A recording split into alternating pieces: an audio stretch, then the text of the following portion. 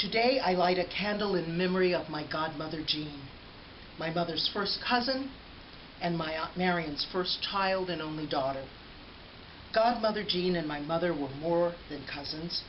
Like all first cousins, they were as close as siblings. There are several things that make Godmother Jean special to me, and memories of her that I will cherish for a lifetime. Through my adult life, she shared lessons, provided support, advice, and encouragement. Godmother Jean seemed to know exactly what to say, especially when it came to advice on my relationship with my mother. Godmother Jean had impeccable taste, sharp wit, and a firm, loving approach, which I would say proudly is one of those Stevenson James traits associated with the women in our family. As a child, during the holidays, I always looked forward to hanging Godmother Jean's handmade Christmas ornaments adorned with beads and sequins and jewels on our Christmas tree. Early in my career, after being promoted to my first corporate position, Godmother Jean insisted that I had appropriate business attire. On one of my visits to Houston from Dallas, she decided to take me shopping so I would look the part of being a professional businesswoman. We spent hours matching blouses and suits and shoes. And when I became a mother and decided to have my daughters christened at Wheeler Avenue, Godmother Jean bought beautiful christening gowns for the girls to wear. Kamara's was a traditional white gown with a bonnet and satin ribbons, and Jada's was a soft pink.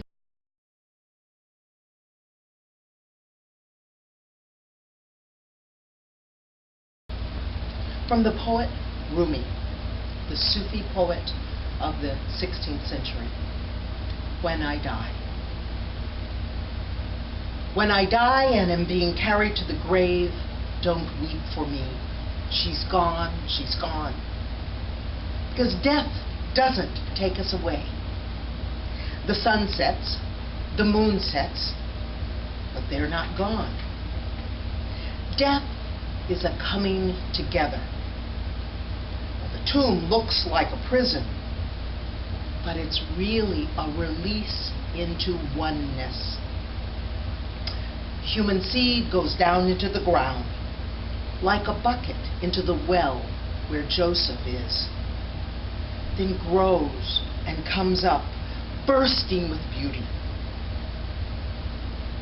Our mouths close here, and with a great shout of joy, open there.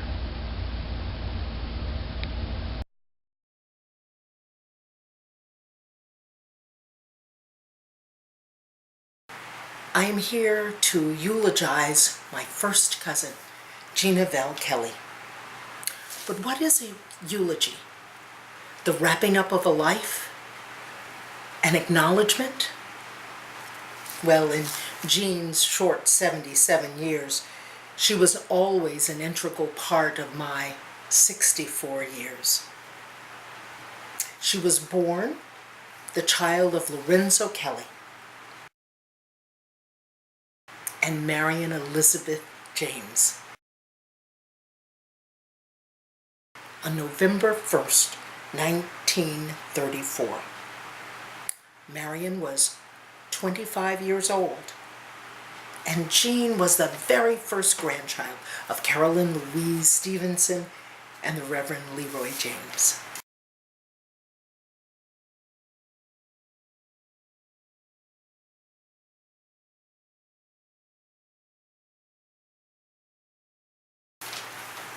Now, each of us experience life in our own way, and Jean had a life that many of us may not have understood.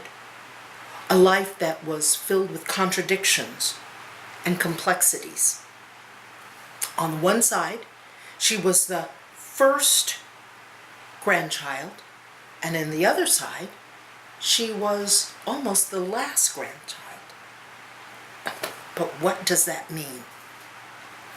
Jean lived a parallel life which many children of today experience, that of blended families from various marriages or relationships. I didn't realize the impact of Jean's parallel life until her death. Growing up for us, it was always Jean and Donald, Alfred and Carolyn, Winnie and Voris. But Jean had 2 half-sisters and another brother who were older. Now, growing up, I had heard Juanita's name, but because I left home at the age of 14, I didn't understand who she was until I returned to Houston in 1992, and Jean's mother, Marion, moved in with my mother, Ali. It was then that Juanita and Wilhelmina came to visit Big Mama, Aunt Marion.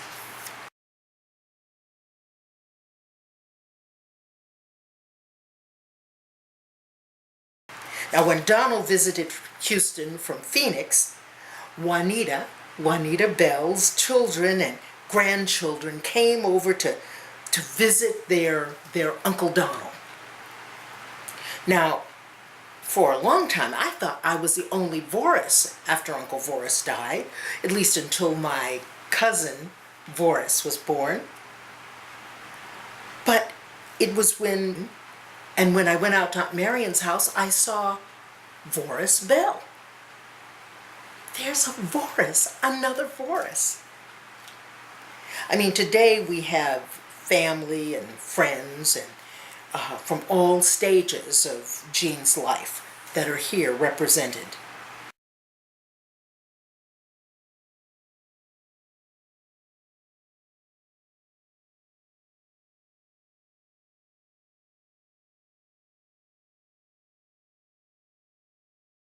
I mean, Jean was the first in our family to graduate from Jack Yates Senior High School, followed by her brother Donald and our cousin Sue Sion, Winnie, our cousin Winifred, and the last graduate in our family is my daughter Star.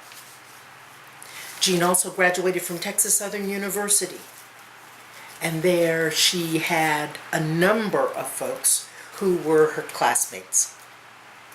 Jean moved to New York City and was close friends with Vivian Stevens. Even when I was in high school in Massachusetts and couldn't fly back to Texas for the short vacations, I would take the train down to New York City and stay with Gina Vell and spent time with Vivian. It was Jean who took me to Greenwich Village to experience it. It was Jean who took me to a restaurant where I had my first escargot. It was Jean who took me to Central Park to see King Lear. Jean moved to Phoenix, Arizona, and there she met the love of her life, Bill. They traveled and shared interests.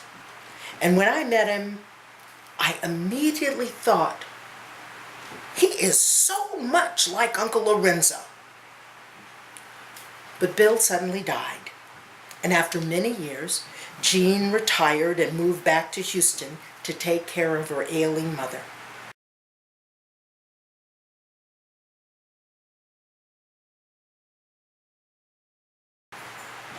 After Aunt Marion's death, Jean was then diagnosed with renal failure. And for over 2 years, she endured dialysis 3 times a week. And after several critical episodes and numerous times in the hospital, her spirit left her body on July 23rd, 2012. There was a song that brought me to Christ when I was 8 years old, because it let me know that I had a relationship with God. And it was called, He Knows Just How Much We Can Bear.